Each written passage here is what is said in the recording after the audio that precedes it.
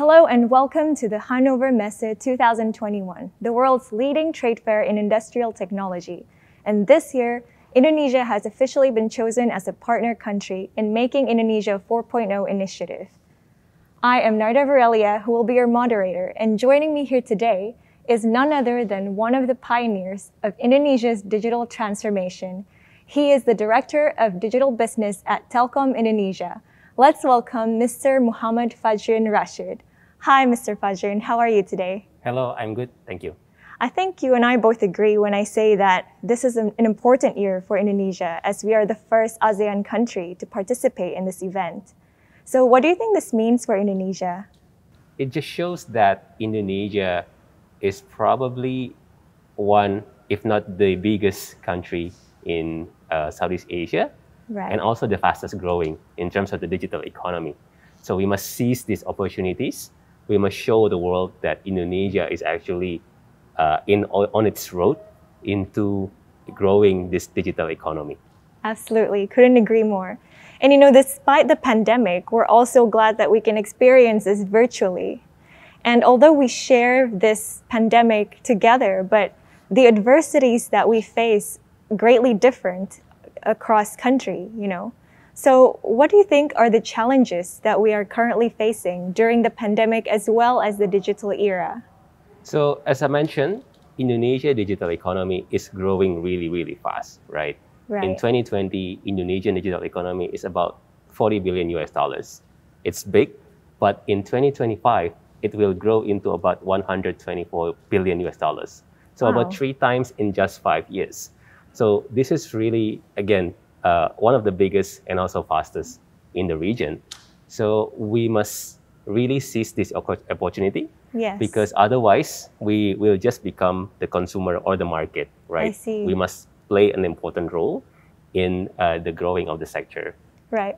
Well, considering the tech giants now and some nations who already acquire this, what you call the digital sovereignty, do you think it's possible for other nations to acquire that title as well as a digital sovereign?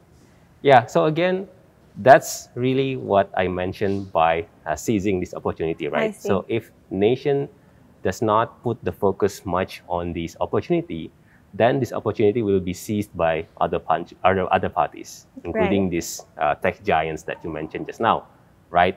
Data is new oil, for example.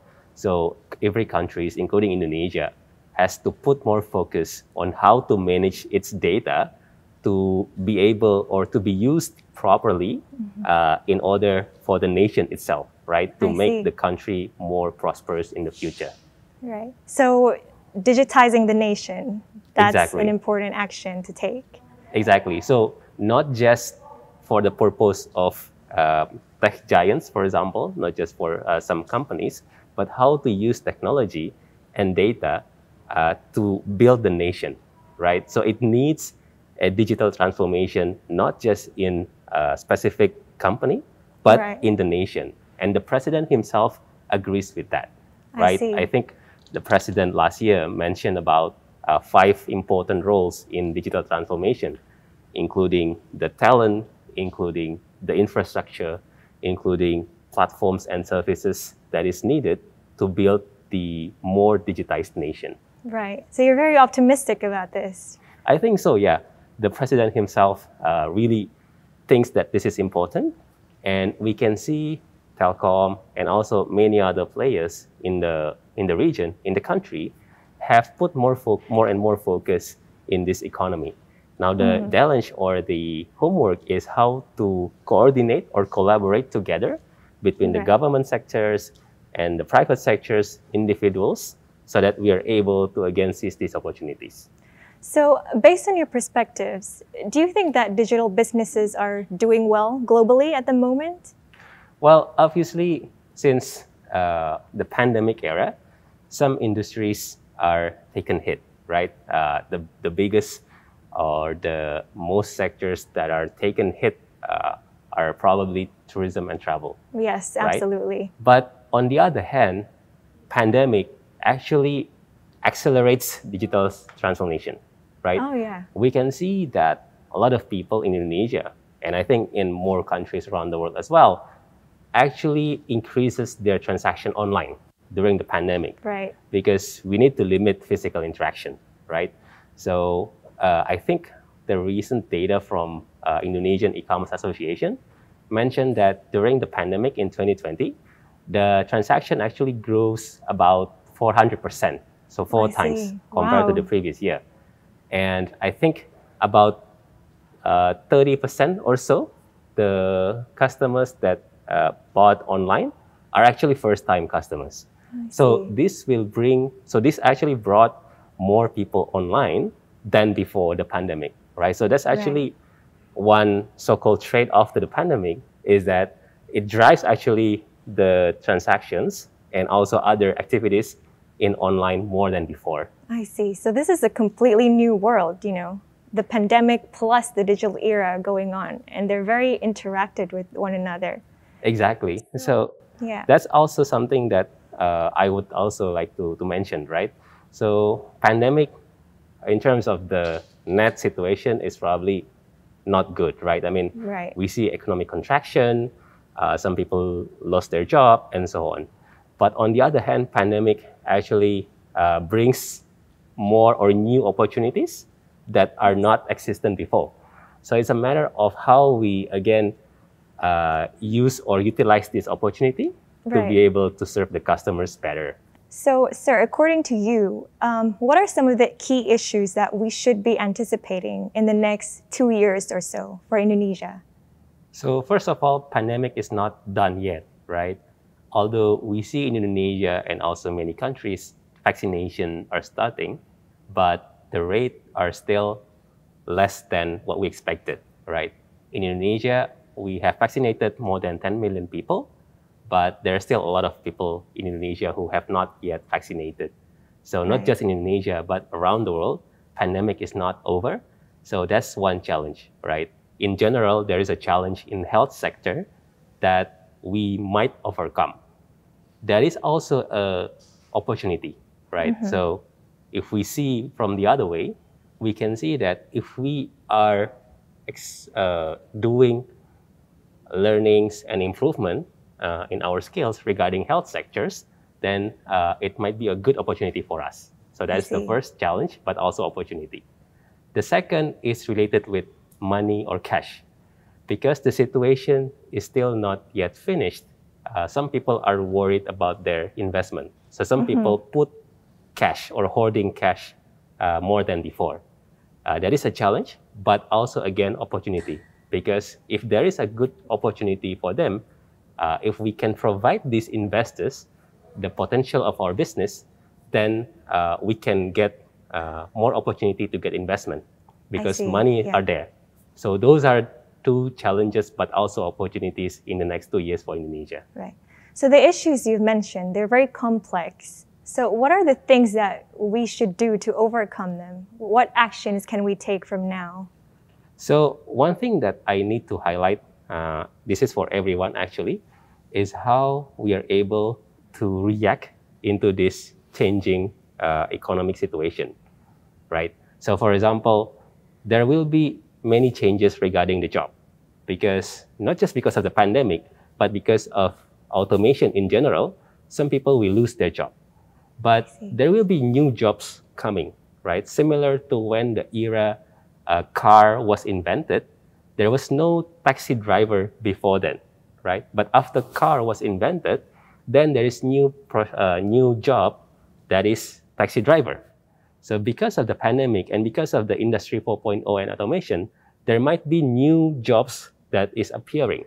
So the challenge for us is how to improve ourselves, how to improve our skills, so that we are able to stay relevant going forward. I see. So the focus is to learn new skills very quickly. Exactly. I see. Well, considering now, though, it seems that for some people, this digital ecosystem that we're trying to create seems to be just a utopian reality because, now not many people have access still to digital technologies. So explain how Telkom's strategy is planning to change this utopian reality of digital ecosystem into a practical reality. Yeah, so Telkom is known widely or globally as a telco company, right? Right. So we provided connectivity from mobile or fixed line or satellites. But we want to, going forward, expand our business. We want to transform ourselves from telco company into what we call digital telco company. So Digital telco. by digital telco company means that we don't leave the connectivity business, right? We're still doing that because connectivity is a basic infrastructure that will be used by many people, right? In fact, at the moment, as we speak at the moment, the number of mobile phone or the number of mobile phone number in Indonesia exceeding the population. So some people actually have 2 or 3 mobile numbers, I see, right? yeah. That means that connectivity increasingly becomes a infrastructure or basic infrastructure that is needed by people. But the value added is not just there. That's why we want to expand from just connectivity or what we call digital connectivity into the areas above it. One is what we call digital platform. So here we talk about big data, data centers, cloud, AI, and so on. On top of it, we talk about digital services. Here we talk about applications that are facing consumers directly, either consumer as an individual or B2B customers. So this framework is what we call a framework to achieve our vision to become digital telco. And we believe that because at the moment, the connectivity is used by a lot of people. Now our homework is how to provide access for the people to be able to use our services in digital platform and digital services. I see. Wow, that is amazing because I feel like you have simplified your digital transformation journey very perfectly. You know, well, it's an ongoing, right? Yes. I wouldn't say that it's done. For example, a lot of people are using our connectivity already, but not many people yet at the moment. We hope in the future will be more using our digital platform and digital services. Right. So this is a big transformation that Telkom is going through. So is there any particular focus that Telkom would like to highlight? So when we talk about the framework, right? So one of the things that we do is we need to focus, right? We need to pick some ecosystems that we think are going to thrive, at least in the near future, right? So some of them are including health. So health is, again, because I mentioned before, something that is important right now and in the near future. And then agriculture, again, because now a lot of people, everyone is going back into basic needs. Right. So we need to be able to provide agriculture or food in a more digitalized way. The third is education, because education is important in how we can provide more education to more people, to provide more digital talent that is needed in the industry. So could you describe what a digital talent should acquire? What are the characteristics of a digital talent? So this is related with the talent itself and the company, right? So the company itself needs to undergo digital transformation. So to go there, for example, Telkom actually tries to implement digital ways of working, agile ways of working. Because to go into digital, we need to embrace agile mindset. Before, in the past, for example, when we talk about developing systems, developing technology applications, there is this thing called waterfall method, right? Yes. Where you first define your requirement. After you define requirement, after you fix the requirement, maybe you take like 1 or 2 months. Only then you develop the system.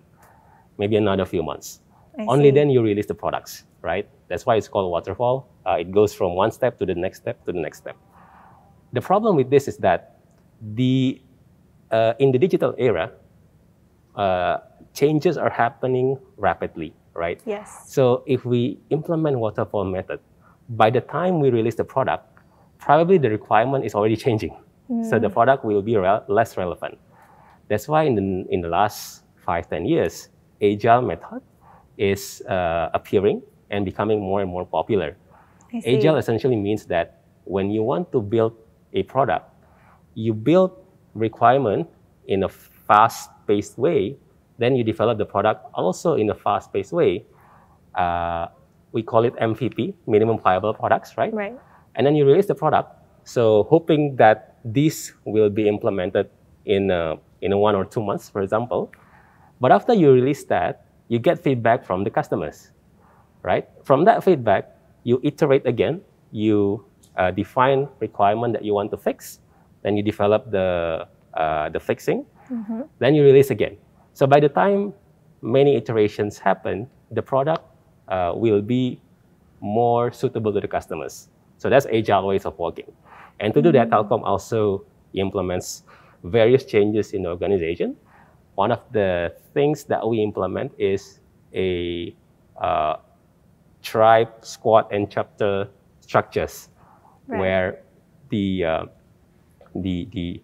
team is organized amongst what we call tribe and squads, where each squad and tribes are focusing on one independent or autonomous product or features. They're focusing on just developing the features. Wow. Each squad is consisted of people from various backgrounds, like engineers, data science, designers, product managers. Right. So they can be focused on creating a product. So think of it as mini startups inside of big corporations. That's amazing. Yeah, I mean, I hear a lot about innovations happening in Telkom right now. And you mentioned about digital platforms as well. Yeah. So perhaps you can tell us about Telkom's success story in using those digital platforms in dealing with this pandemic era.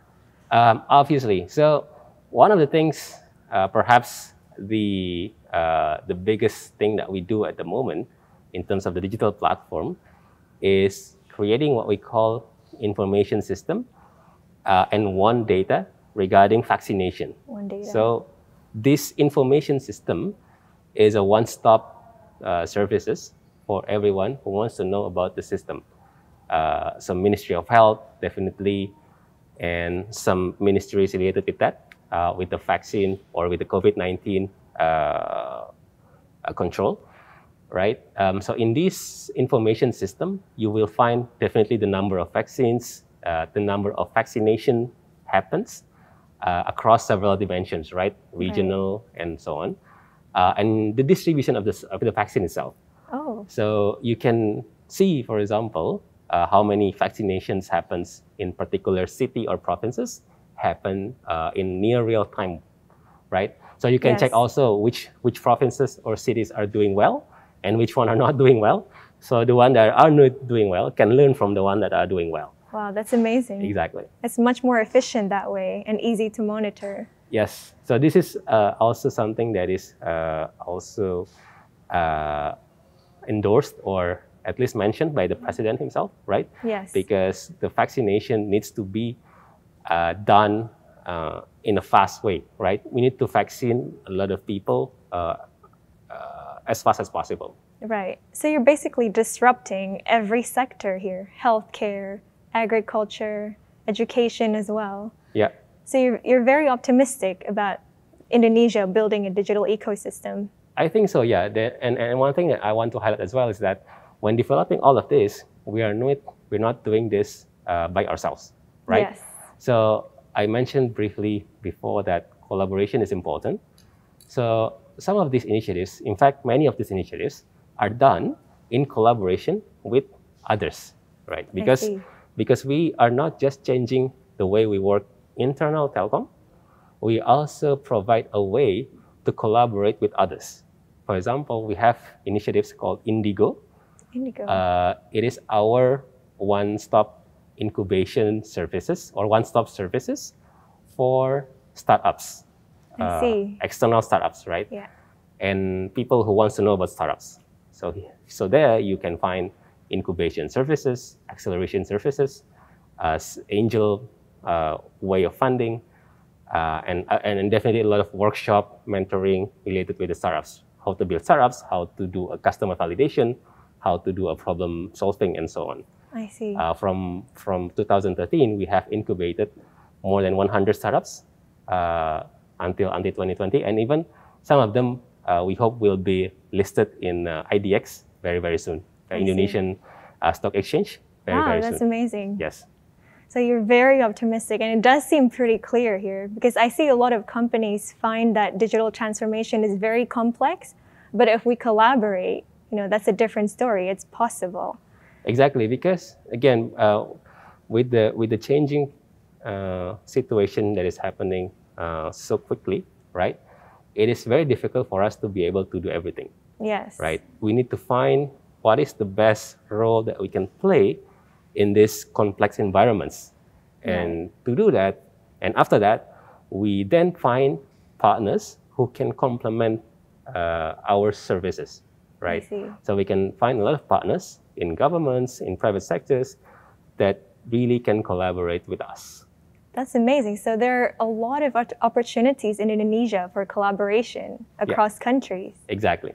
I see. So perhaps one last question here for me. This year, we are chosen as a partner country for Hannover Messe. So what do you wish from this event? Like, what do you wish for Indonesia? What do you expect from it by participating as a partner country? So when we talk about collaboration, it is actually not just in Indonesia, right? It's actually cross-border. It's actually a borderless world that we are speaking at the moment. So I am really open. In fact, I'm really interested to find partners who can complement, again, our services. So I'm happy to talk about any collaboration opportunities, right? Either in Indonesia, in Europe, many other sectors, and also in various ways, right? B2B partnership, investment, this is something that we are looking for as well. So I'm hoping with this Hannover Messe event, I can find partners, we can find partners that can really work together with us in completing this journey of digital economy in Indonesia. Absolutely. Couldn't agree more.